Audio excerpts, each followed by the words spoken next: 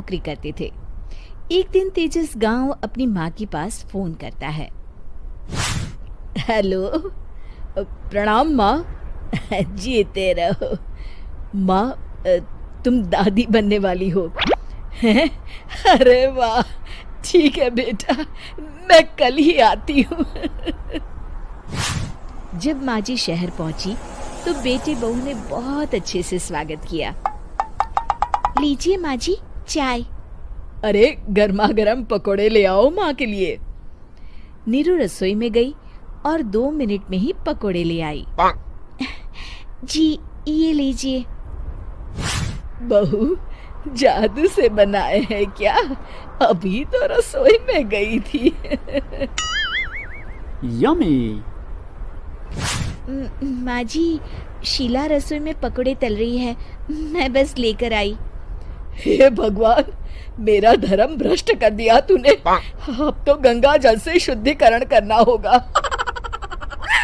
दूसरे दिन, माँ जी मैंने नाश्ता बना दिया है, ऑफिस जा रही हूँ। पर अभी तो घर का सारा काम पड़ा है। शीला आती ही होगी, झाड़ू पोछा बर्तन कपड़े वो सब कर लेगी। हमारे जमाने में घर का सारा काम हम ही करते थे। जी माँ जी, आप बहुत होशियार हैं, मैं घर ऑफिस दोनों नहीं संभाल पाती। तो जरूरत क्या है घर से बाहर जाकर चाकरी करने की? वैसे भी घर का काम खुद करने से घर में बरकत आती है, समझी? पर माँ जी।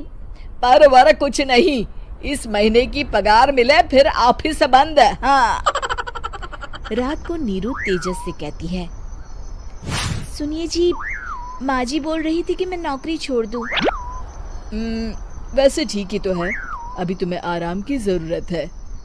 फिर भी आराम कहाँ, शीला को छुड़ाने के लिए बोल रही थी। तो अब 24 घंटे में इतना काम तो कर ही सकती हो। पर जॉब पसंद है मुझे, घर पर मन नहीं लगेगा।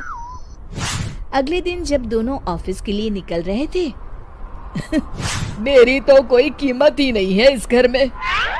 माँ जी आजकल महंगाई बहुत है, रहन सहन भी बदल गया है, दोनों नौकरी करते हैं तभी ठीक रहता है। अच्छा, तू कहना क्या चाहती है? मेरा बेटा तुझे बिठा के खिला नहीं सकता? तू ही इस घर का खर्च चला रही है, हैं? नहीं माँ जी, मेरा वो मतलब नहीं था।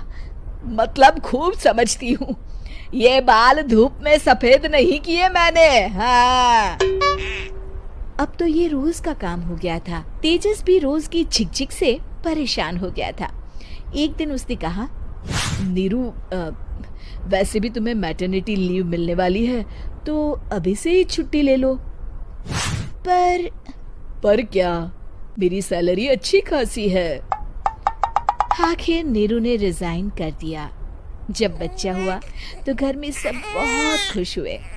कुछ दिनों बाद तेजस फाइल देख रहा था। क्या हुआ तेजस, कुछ परेशान लग रहे हो? अब हाँ, वो हमारी जितनी सेविंग्स थी वो तो हॉस्पिटल में और छठी के फंक्शन में खत्म हो गई है नीरू।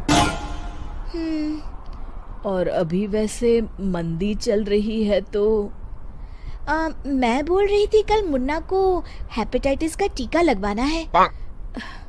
नीरू, क्या पोस्टपोन नहीं कर सकते? नहीं जी, बिल्कुल नहीं। अब तेजस को समझ में आ रहा था कि उससे गलती हुई है।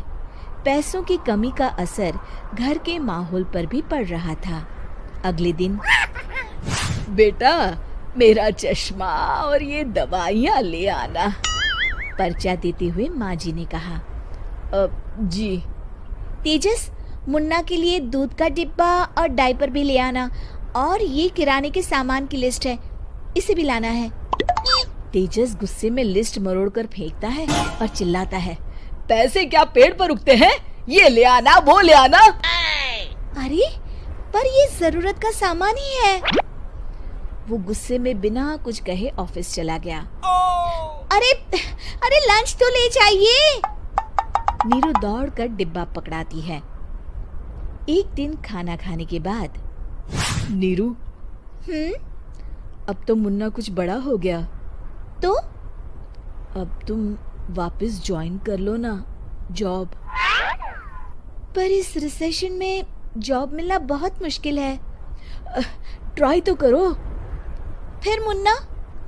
माँ जी है ना, और एक फुल टाइम मेड भी लगा लेंगे। पर माँ जी, उन्हें तो पसंद नहीं। तभी माँ जी वहाँ आ जाती है और प्यार से नीरू के सर पर हाथ फेरते हुए बोलती है, अब मेरी समझ में आ गया बहू, पहले के और अब के समय में अंतर है। तुम काम शुरू करो, मुन्ना की जिम्मेदारी मेरी। मेरी प्यारी माँ जी। ये कहकर नीरू उनके गले लग गई।